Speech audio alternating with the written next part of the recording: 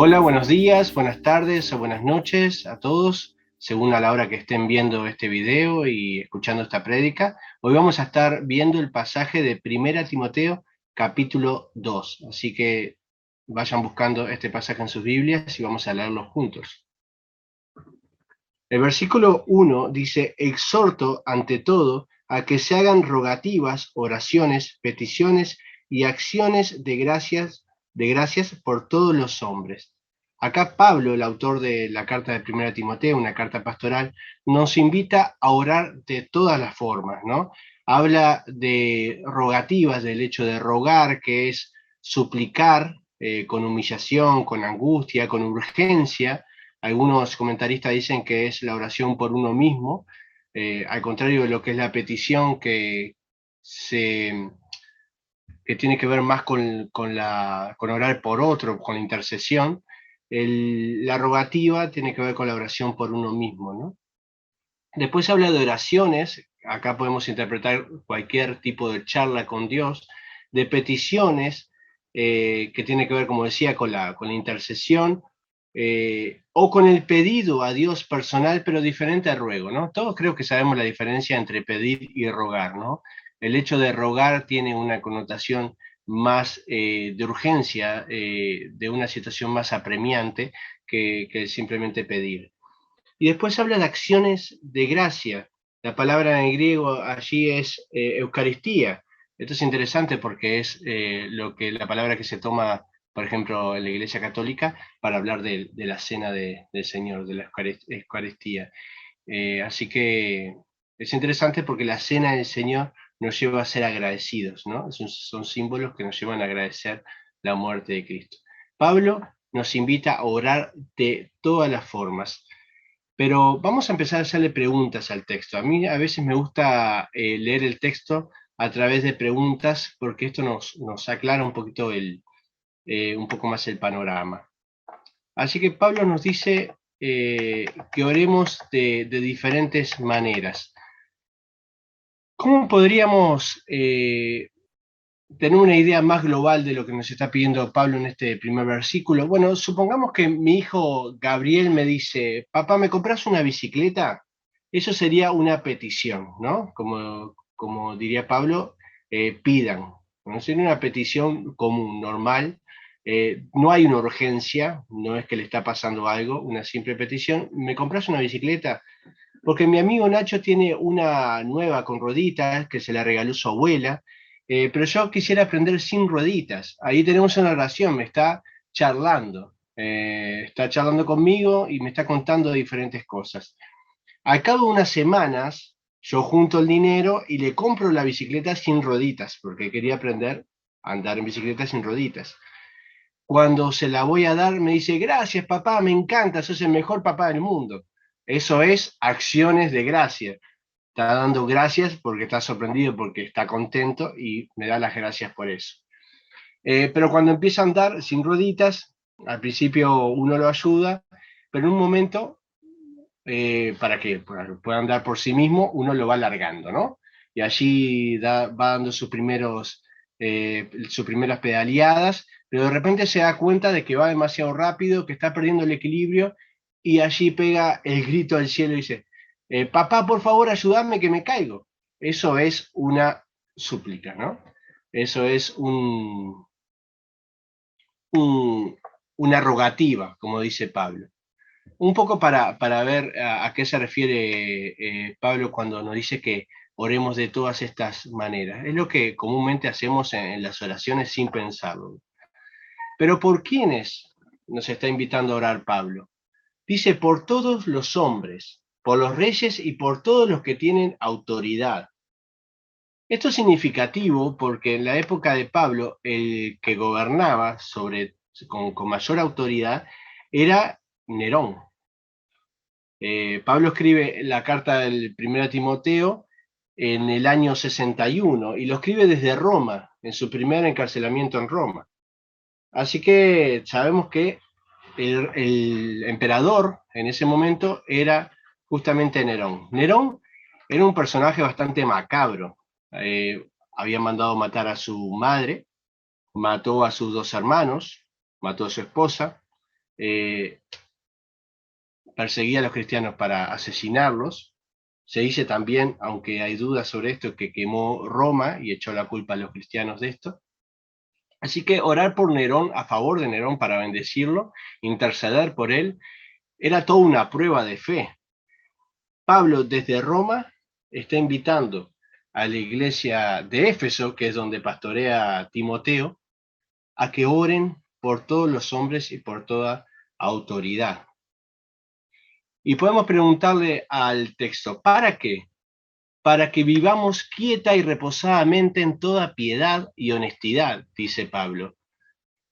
Cuando decimos para que vivamos quieta y reposadamente, algunos lo podrían interpretar como quedarse literalmente quieto, ponerse cómodo y estar allí orando y simplemente orar cómodo, no sea que nos duelan, nos arrodillemos, nos duelan las rodillas y ya perdemos la concentración, o estar orando con algún ruido que nos moleste,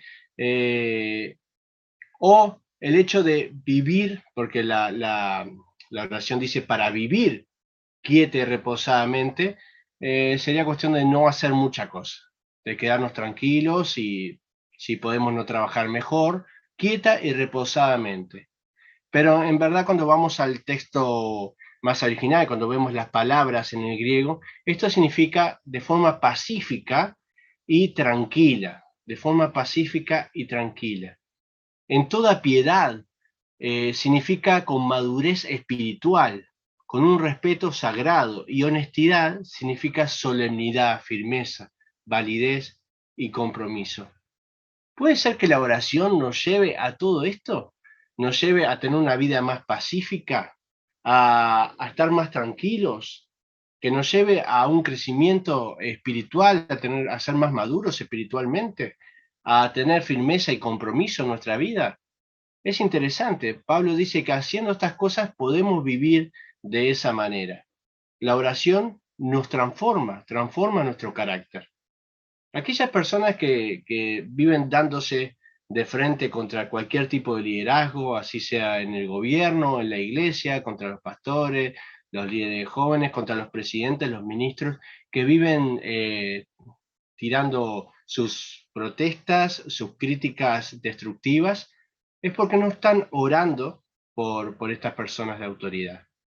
Las personas que se dedican a diario a orar por las autoridades, así sean del país o sean de la iglesia, cuando ven a la persona, la ven con ojos de amor, la ven con madurez, la ven de forma pacífica, y además saben que ellos tienen el compromiso de orar e interceder por el otro. Por ende, lo que menos quieren hacer es poner trabas o criticarlos o insultarlos o tratarlos mal, ni nada por el estilo. Simplemente quieren orar por ellos. Esto no quiere decir que no puedan tener diferencias, no las puedan comunicar, pero lo hacen de forma pacífica, de forma madura. Sigamos haciéndole pregunta al texto. Dice, ¿por qué querría vivir quieta y reposadamente en toda piedad y honestidad? ¿Por qué yo quisiera vivir así? Porque esto es bueno y agradable delante de Dios nuestro Salvador, dice Pablo. ¿Y por qué le gusta tanto esto a nuestro Salvador? Porque quiere que todos los hombres sean salvos y vengan al conocimiento de la verdad. Como están hablando de orar por los líderes de un país, ahora Pablo dice, tenemos que interceder para que la verdad del Evangelio llegue a todos estos líderes, a todos estos ministros, presidentes y todas las autoridades del país. Tenemos que orar para que todas nuestras autoridades conozcan del Señor, para que conozcan la verdad. En vez de estar criticándolos, en vez de estar haciendo partidismo y ponerse en contra de que salga sino ese que nosotros votamos, tenemos que orar por las autoridades para que ellos conozcan la verdad del Evangelio. ¿Qué verdad? ¿Cuál es la verdad que dice Pablo que tienen que conocer? Que hay un solo Dios y un solo mediador entre Dios y los hombres, Jesucristo hombre, el cual se dio a sí mismo en rescate por todos, de lo cual se dio testimonio a su debido tiempo. Cristo murió por todos nosotros, por los que están en autoridad y por los que no. Cristo murió por toda la humanidad y todos lo necesitamos. Así que la verdad que queremos que llegue a ellos es la verdad que nos alcanzó un día, que hay un solo Dios y un solo mediador entre Dios y los hombres, Jesucristo hombre. Podemos preguntarle también a Pablo, ¿esto es en serio lo que me estás diciendo? Dice, sí, para esto yo fui constituido predicador, apóstol y maestro de los gentiles en fe y verdad. Digo la verdad en Cristo y no miento. Esto es una verdad absoluta, que debemos orar e interceder de todas formas por las autoridades de nuestro país, del mundo, para abrir camino y que la verdad llegue a ellos, la verdad del Evangelio, la verdad de que hay un solo mediador entre Dios y los hombres, Jesucristo hombre. Como portadores de la verdad, del amor divino, debemos orar para que se abran los caminos para el Evangelio. Hay que orar por los líderes de este mundo. Pero si este es el mandato de Pablo, ¿cuánto más debemos orar entonces por los líderes de la iglesia? Orar nos da paz, nos da tranquilidad, nos da madurez espiritual, firmeza y compromiso. Esto es lo que muestra Pablo en los primeros 7 versículos de este capítulo 2 de 1 Timoteo. A partir del versículo 8, podemos ver otro tema diferente que tiene que ver con algo interno de la iglesia. Del 1 al versículo 7 está la mirada del cristiano o la mirada de la iglesia hacia afuera. Orar por las autoridades que están afuera. Orar por aquellos que nos gobiernan, que ponen las leyes para que las respetemos. Pero esto no es posible si las cosas dentro de la iglesia están mal. Si hay conflicto dentro de la iglesia. Ya dijimos que si oramos por los que están afuera, ¿cuánto más tendríamos que orar por los que están en la iglesia, por los pastores, por los líderes, y respaldarlos, y tomar un compromiso de oración diaria por ellos?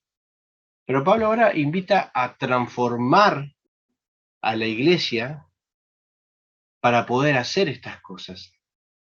Fíjense que dice, quiero pues que los hombres oren en todo lugar. En todo lugar no se refiere en la cocina, en el baño, en el comedor, sino en todas las congregaciones. Ya invita a que los hombres no tengan conflicto con otras congregaciones, sino que puedan ir a cualquier lugar y orar. ¿Cómo? Dice, levantando manos santas, sin ira ni contienda. Claro, ¿cómo se puede orar con ira y con contienda? ¿Cómo podemos interceder por el gobierno, por las autoridades, cuando en nuestro corazón hay ira y estamos enojados con el hermano, peleados con fulano? Esto es una contradicción. Y por lo que vimos, la oración nos da justamente lo contrario, nos da paz, nos da tranquilidad, nos da compromiso, madurez espiritual. Por ende, si tenemos ira y hay contienda entre los hermanos, es que no podemos orar con toda libertad, no podemos orar como Pablo manda. En la antigüedad era muy común levantar las manos cuando se oraba. Esto era una práctica común en toda esa zona de Asia Menor. Así que dice, bueno, que las manos que se levanten, Dios las vea limpias, las vea puras, que sean manos santas, para que la oración tenga una relevancia para Dios. Si no, simplemente lo que va a ver el Señor es una contradicción.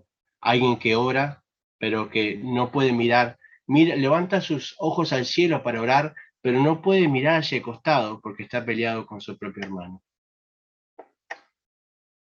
Dice versículo 9, asimismo, que las mujeres se atavíen de ropa decorosa, con pudor y modestia, no con peinado ostentoso, ni oro, ni perlas, ni vestidos costosos. Y esto es lo mismo, le está invitando a las mujeres a que sean decorosas con su vestimenta, ¿no? Con su ropa, que tengan modestia, que tengan pudor, porque era una forma de mostrarse más que los demás, ¿no? Un motivo de soberbia, de destrato a aquel que no tenía esas condiciones económicas como para vestirse de esa manera. Eran elementos que dañaban la interna de la iglesia donde se formaban diferentes clases sociales Y en la iglesia somos todos iguales delante de Dios. Por ende, también hay que hacer esta diferencia en la vestimenta. No decían que tenían que vestirse como con trapos, sino normal, sin demasiados lujos, para que, para que podamos mostrar, en este caso las mujeres, para que puedan mostrar humildad sobre todo. Dice que se vistan con buenas obras, que eso sí es importante, como corresponden a mujeres que practican la piedad. La mujer aprenda en silencio, dice el versículo 11, con toda sujeción. Acá tenemos un problema en la traducción que ha llevado a que no dejen ni siquiera pronunciar ninguna palabra en las reuniones en algunas iglesias a las mujeres, ¿no? Te dice que la mujer aprenda en silencio. La palabra silencio tendría que haber sido traducida como sin contienda, es decir, de forma tranquila, sin generar un problema. Así que el sentido que le quiere dar Pablo es que la mujer aprenda, escuche y que no empiece a hablar generando un problema en la congregación. Y ahora vamos a ver por qué se daba esta situación y cómo debemos verlo.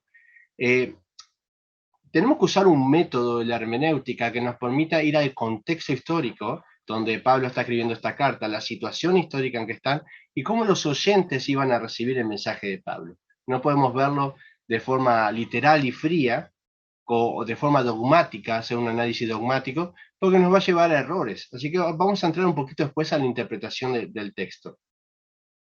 Dice que la mujer aprenda en silencio, es decir, sin contienda, con toda sujeción. En ningún momento, por lo menos en este pasaje, habla de la sujeción al hombre, sino que dice toda sujeción, que tiene que ver con, puede ser con la sujeción a su marido, por ejemplo, la sujeción a Dios, la sujeción a las autoridades, como venía hablando. Así que la idea es que la mujer esté en toda sujeción.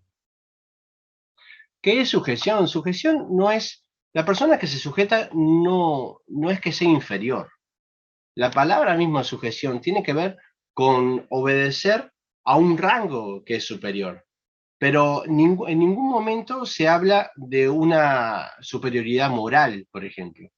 Sabemos bien que en un ejército el comandante en jefe es superior a un soldado, pero nadie podría decir y afirmar que el comandante en jefe es mejor persona que el soldado.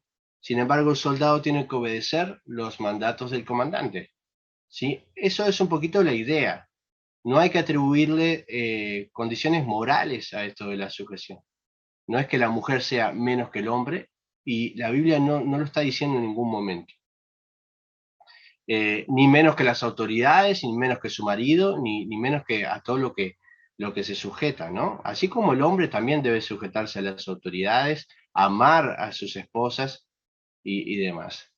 Eh, pero hay un contexto histórico que tenemos que tener en cuenta en todo esto. Pablo le está escribiendo a una iglesia de Éfeso que estaba siendo influenciada por un movimiento liberal, un movimiento gnóstico liberal. El gnosticismo liberal es muy comparable al feminismo actual, ¿sí? Ellos creían que la naturaleza en sí no existía. Decían que tanto hombre como mujer se iban a unir en un solo cuerpo, donde la naturaleza, y con esto de la naturaleza hablo también de la parte fisiológica, hormonal, todo eso desaparecía y se conjugaba en uno solo. Es lo que Platón hablaba de un andrógeno, es decir, un hombre o mujer, un ser humano con ambos sexos unidos donde no hay ninguna diferencia, ¿no? Entonces borraban lo que eran los límites biológicos del hombre y la mujer. Incentivaban a la mujer a liberarse del yugo, del machismo, lo mismo que el feminismo actual, pero en el siglo I. Este era el gnosticismo liberal.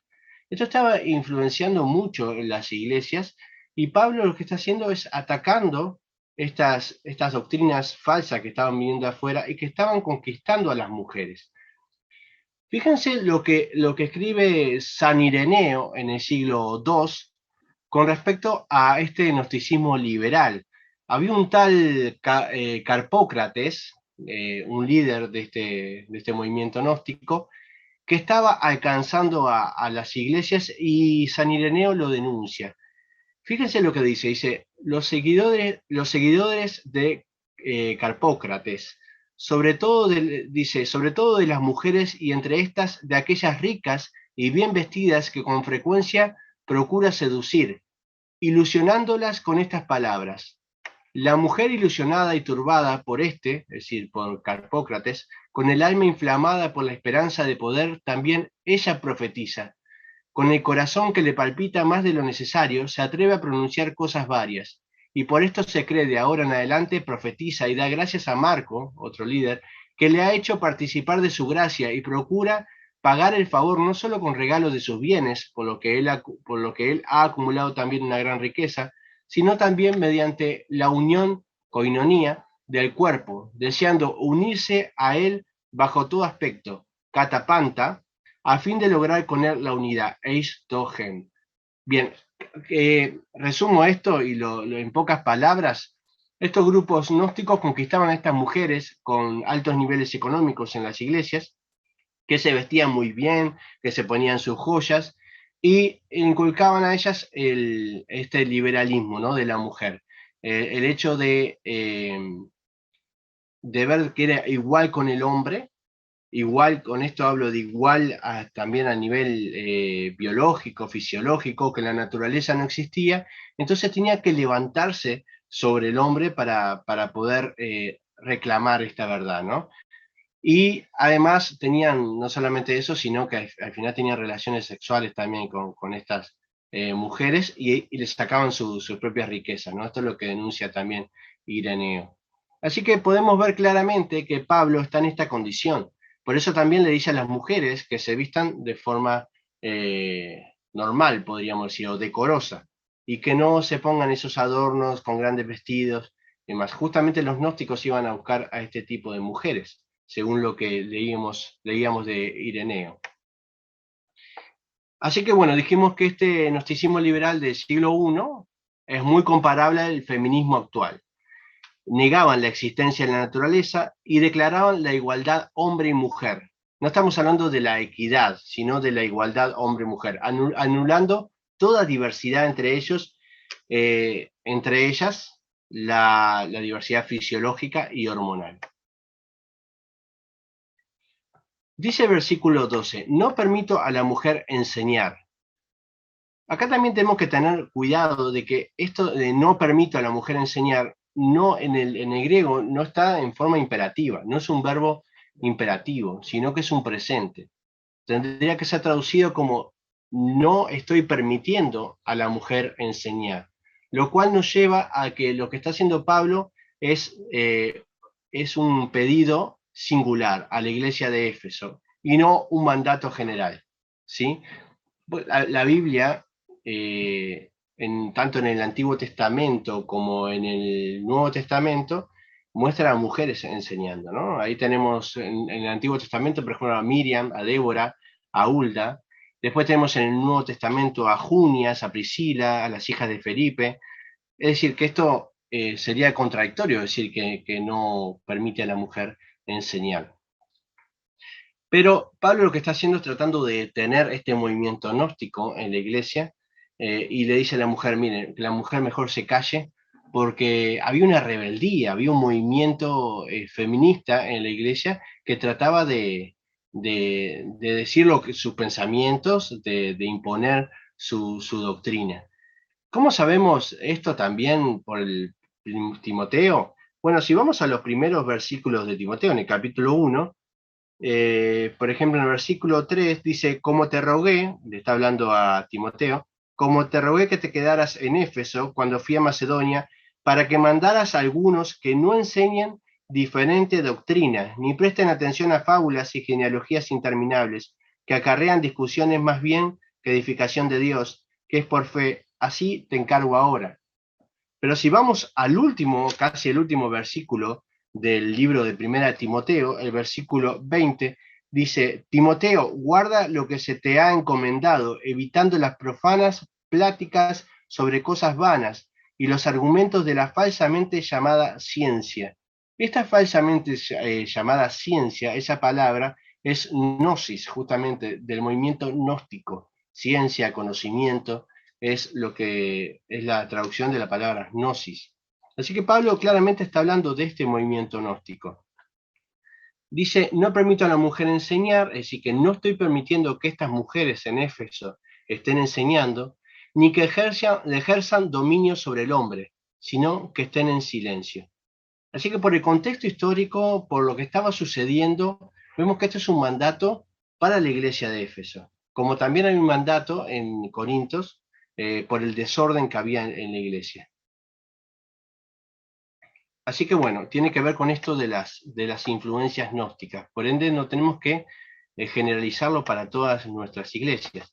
En el versículo 13 dice, pues Adán fue formado primero, después Eva. Y Adán no fue engañado, sino que la mujer, siendo engañada, incurrió en transgresión. ¿Qué es lo que está diciendo acá? ¿Que la culpa es de la mujer? Bueno, sí, está diciendo eso, pero también dijo en Romanos 5 que la culpa era del hombre. Es decir, en Romanos 5 dice que por Adán entra el pecado al mundo. Y ahora está diciendo que Adán, que por Eva, también que fue engañada, vino la transgresión, ¿no? Ella incurrió en la transgresión. Así que de alguna manera lo que está diciendo es que tanto hombre como mujer están en igualdad de condiciones. ¿Cuál es esta igualdad de condiciones? El pecado. ¿Sí? Y ambos necesitan de Jesucristo para salvarse. Esto lo vamos a ver en lo que sigue. Pero hay que ver de que dice, pues Adán fue formado primero, después Eva. Y Adán no fue engañado. De alguna forma podemos decir que Adán estaba en una peor condición, porque uno cuando es engañado entonces tiene alguna excusa, por lo menos, bueno, me engañó. Aunque tenemos que tener cuidado con esto de que Eva fue engañada, la palabra así en griego es exapatao, que significa seducida completamente, ¿no? Como si fuera hechizada. Pero todos sabemos que Eva sabía bien cuál era el mandamiento de Dios, por lo cual también le corresponde el juicio, ¿no? Como a Adán. Así que Pablo acá no está haciendo ninguna diferencia entre hombres y mujeres. Está diciendo, tanto por Adán entró el pecado al mundo y por Eva que fue engañada por la serpiente. Ella incurrió en la transgresión. Dice el versículo 15, pero se salvará engendrando hijos si permanece en fe, amor y santificación con modestia. Y esto no creo que ninguno de nosotros pensemos de que la mujer tiene que tener hijos para salvarse, ¿no? Sabemos que algo está pasando en este versículo porque sería contradictorio con todo el mensaje del Evangelio. La salvación no es por tener hijos, esto lo sabemos, la salvación es a través de la fe en Jesucristo. Así que, ¿qué es lo que está pasando acá? Bueno, es la traducción, ¿no? Tendría que haber dicho, pero se salvará por el engendramiento del Hijo. ¿Pero el engendramiento del hijo de quién? Del hijo de Eva, por la simiente de Eva, ¿sí? Que es Jesucristo. Así que la mujer no solamente es pecadora como el hombre, esa es la igualdad. Si hay una igualdad que quieren, que hay que destacar, es que ambos son pecadores, hombre y mujer. Si hay otra igualdad que hay que destacar, es que ambos se van a salvar por el Hijo, por Jesucristo. ¿Sí? Es lo que está diciendo. Eva entró en transgresión, pero se salvó y todas las mujeres se salvarán por el engendramiento del Hijo, por Jesucristo. ¿Cuál es la condición? Si permanece en fe, amor y santificación, con modestia, dice. Algo que nos dije es, ¿por qué Pablo destaca en ese verbo que Eva fue como hechizada? Que fue por la serpiente, ¿no? Completamente engañada. Porque también las mujeres en Éfeso estaban pasando por esta situación, estaban siendo hechizadas por el gnosticismo y empujadas a también entrar en transgresión en la iglesia. Y Pablo lo que hace es igualar este pasaje que parece que está exaltando al hombre sobre la mujer, en realidad si lo analizamos bien, vemos que Pablo está igualando, está diciendo, mujeres, ustedes son pecadoras como igual que los hombres.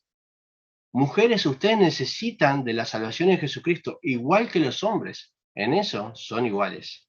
Así que tenemos que, en primer lugar, tenemos que cuidar un poco en la actualidad que estamos viviendo estos movimientos feministas, a veces muy agresivos. La invitación es que las mujeres estén reivindicando al hombre en lo que hace en la iglesia y, y que podamos apuntar a la equidad, a saber de que delante de Dios somos iguales, pero que a su vez somos diferentes. Y eso es bueno, y eso nos da diferentes dones, nos da diferentes posiciones. Es verdad que el hombre es llamado a liderar el hogar, ¿sí? Tiene una responsabilidad sobre el hogar. Y en la iglesia, esta equidad, esta forma de ser diferentes de hombres y mujeres, hace que el evangelio, que el reino avance en la tierra. Y Dios nos ha hecho de esta manera. Así que defendamos y tengamos cuidado, sobre todo un mensaje a las mujeres, de ser influenciados por movimientos que vienen de afuera, que no son nuevos, sino que vienen del siglo I o tal vez antes, y que lo que están tratando es de cambiar lo que Dios ha hecho a su voluntad. Así que esto en primer lugar. No dejemos que el feminismo tenga una influencia en nuestra iglesia. No solamente podemos concluir con esto. El pasaje nos habla de, como leímos al principio, orar por las autoridades, comprometernos a esta oración. Saber que la oración es una medida de madurez espiritual y que vamos creciendo a través de la oración. No entrar en conflicto con los hermanos, porque esto va a ser una traba, un muro para que nos comuniquemos con Dios. Oremos con manos santas. Tratemos de ser humildes, porque debemos vestirnos con vestiduras de buenas obras. Tratemos de buscar el amor en la congregación y hacia los que están afuera. Y reivindiquemos la obra de Dios como Él la ha formado. Oremos.